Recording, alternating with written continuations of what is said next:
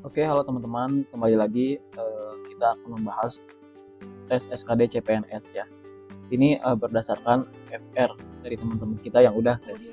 Oke, kita akan sekali-kali menggunakan bantuan AI ChatGPT.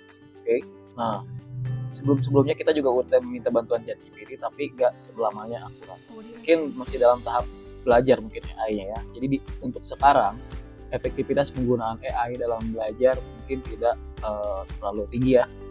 Tapi mungkin untuk setahun 2 tahun itu mungkin bisa lebih oke gitu dalam mengerjakan soal. Oke, kita cek lanjut aja ya. Kita akan membahas dari Nah, kita akan membahas 6 sampai 7 soal aja kali ya. Nah, di sini ini masih mendominasi ya. Jadi operasi bilangan masih mendominasi, ya masih banyak lumayan yang muncul. Kita langsung aja nih. 3 kali 1/5 dikurang 9/10 tambah 1/4 bagi 4/10. Oke, yang kita duluin kali ya. Kali yang kita duluin sama bagi. Oke, yang kali. Ini berarti kan 3/5. Oke. Dikurang 9/10 ditambah. Nah, ini 1/4. Nah, ini kan 4 itu 0,4 itu kan 4/10. Nah, 4/10 ini kan bagi, bisa kita buat kali. Kalau 4/10 kita buat kali, kita balik jadi 10/4. Oke, nah dari sini langsung bisa nih ya. Nah, ini dulu kita operasikan ya. Ini kita buat 10 biar sama yang ini ya. 9/10 ini kalau dibuat 10 berapa nih? Ini 6 ya, karena 5 ke 10 kan kali 2, maka 3 kali 2 itu 6 ditambah ini 10/16. Oke, nah dari sini 10/16 kita bisa kecilin. Kita operasiin dulu nih. 6 kurang 9 berapa? Minus 3 ya, minus 3/10 ditambah, nah ini bisa kita perkecil jadi 5/8. Oke, nah tugas kita adalah menyamakan penyebut. Kita buat 40 ya, karena 10 sama 8 kan kelipatan yang paling dekatnya 40 ya. 40 dibagi 10 itu 4, kali min 3 min 12. 40 dibagi 8 itu 5, kali 5 itu 2. Maka hasilnya adalah min 12 tambah 25 itu adalah 13/4. Oke, saya rasa kita gak perlu minta bantuan AI ya, ini masih gampang lah. Oke, next. Nah, ini masih soal yang mirip-mirip. Cuman kita hasilnya ini dalam bentuk desimal. Maka ini harus kita buat desimal aja. Oke, nih. Ini dulu, 2 kali 2/5, berarti 2 kali 2, 4/5. Oke, tambah, oke yang bagi sekarang. Setengah bagi 2 itu sama aja dengan apa? Setengah bagi 2 itu sama dengan setengah, wait, kita tulis aja.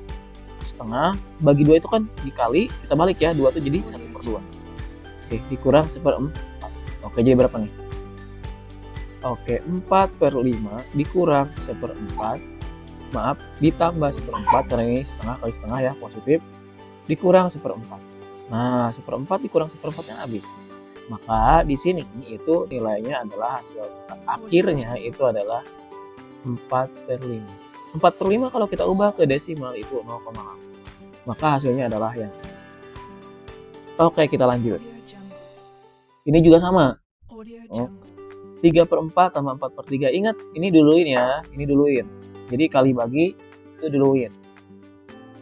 Oke, berarti apa nih yang kita harus lakuin? Ini tulis dulu ya. 4/3 tambah 3/4. Ini bagi 9 itu bisa diubah baginya jadi kali. Jadi 1/9 kita balik ya.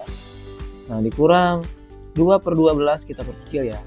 Jadi 1/6 dikali 5. Oke, kita selesain nih. Ini 3 dibagi 3 kan 1. 9 dibagi 3 itu 3. Jadi 4/3 ditambah 1 kali 1 kan 1. 3 kali 4 kan 12. Oke, dikurang. Nah, ini 5 kali 1/6 kan 5/6. Nah, kita samain semuanya jadi 12 ya. 12 bagi 3 itu 4, kali 4 itu 16. 12 bagi 12 itu 1, kali 1 1. Terus 12 dibagi 6 itu 2, kali 5 10. Nah, dari sini 16 tambah 1 17 kurang 10 itu tuh 7/12. Itu jawabannya yang gitu ya. Lanjut. Nah, ini deret. Ya. Nah, deret ini kita coba kita tes PA ya. Nah, jadi sebelum kita tadi sambil AI-nya mikir, kita sambil ngerjain ya. Oke, ini banyak chat GPT, kita buka chat GPT aja. Lama banget ya. Nah, berarti lihat di sini. Di sini kan ada, nah, polanya kan ini hilang gitu ya. 10, 7, 35, 30, 150, kita nggak tahu apa polanya. Oke, gini aja deh. Ini kan dikurang 3 ya. Dikurang 3. Tentu saja biar enak ya. Biar ini 10, 7, 35, 30, 150, 143. Nah, di sini 10 ke 7. 10 ke 7 itu dikurang 3 ya. 7 ke 5, 35 itu paling enak, itu dikali 5. 35 ke 30 itu kurang 5. 30 ke 150 itu kali 5. Oke, ini dikurang 7. Nah, lihat di sini. Pola perkaliannya sama. Kali 5 kali 5, pasti ini kali 5. Ya. Nah, sekarang pola pengurangannya. Ini minus 3, minus 5, minus 7. Ini pasti minus 9. Gitu ya. Ini kan nambahnya pengurangannya 2 gitu ya. Nah, sekarang kita sebelumnya berapa gitu ya. Oke. Sebelumnya berapa? Ini kan lihat polanya itu kan kali 5 kurang 3, kali 5 kurang 5, kali 5. Oh, berarti sebelum pengurangan itu kali 5 dulu. Apa yang dikali 5 hasilnya itu 10. Ya berarti 2. Oke. Coba lihat ya. Saya rasa ChatGPT nggak bisa nih.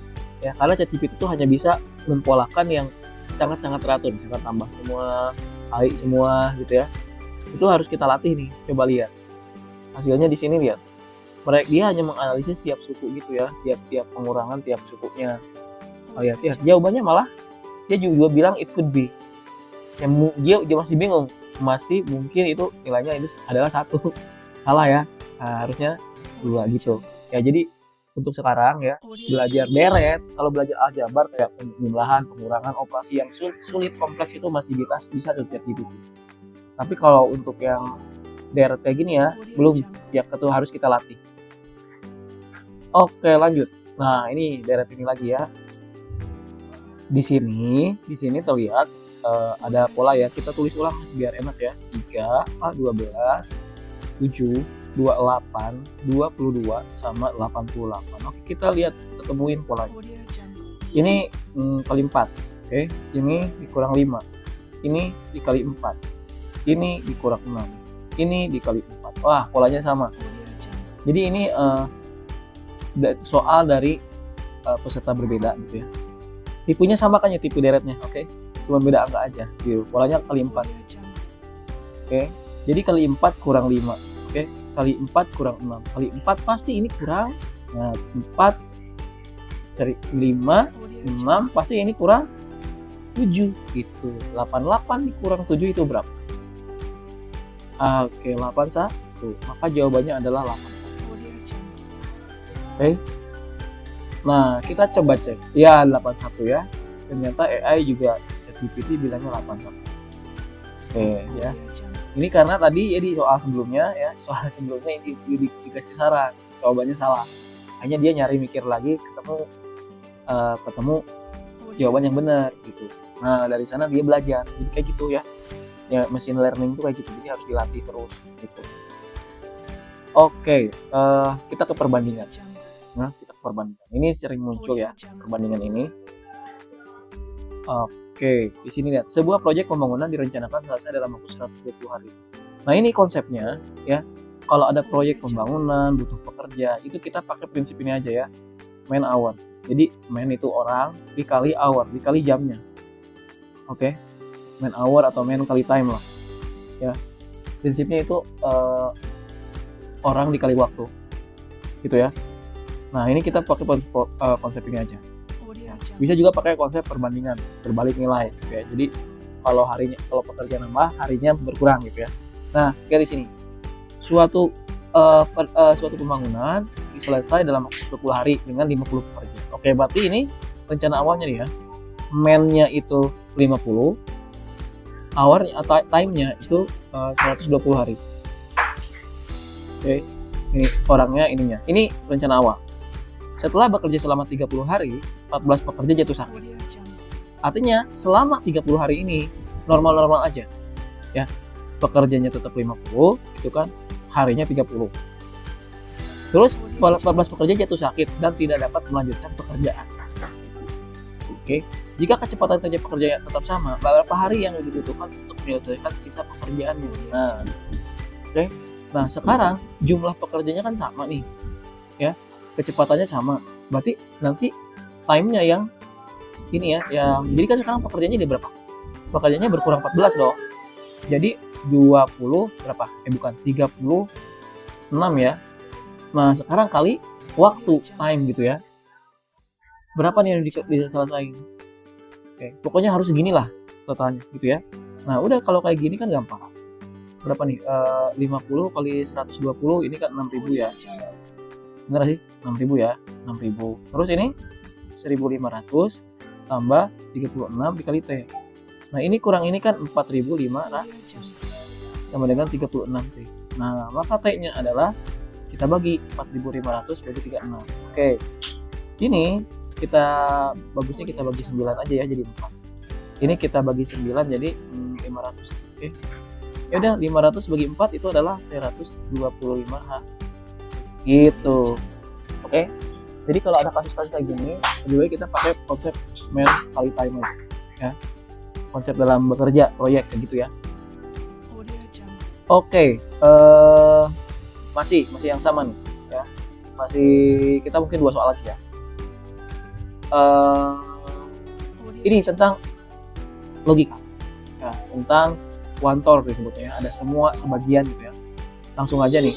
Mungkin nanti di video terpisah kita akan bahas ini ya, membedah gitu ya. Kita belajar logika secara khusus ya dari awal sampai akhir. Dari mulai pernyataan itu apa, benar salah, dan atau jika maka semua sebagian, mungkin kita akan bahas di video khususnya. Oke, lanjut. Di sebuah perpustakaan kota, pengunjung yang meminjam buku selalu mendapat stempel tanggal pembayaran. Oke, ya. Pengunjung meminjam buku selalu mendapat stempel. Artinya ini semua pengunjung ya. Semua pengunjung yang meminjam buku selalu mendapat stempel, gitu ya. Selalu nih, berarti semua ya. Saat stempel tanggal pengembalian pada perpustakaan mereka. Hari ini Ani baru saja meminjam sebuah novel dari perpustakaan tersebut. Ani.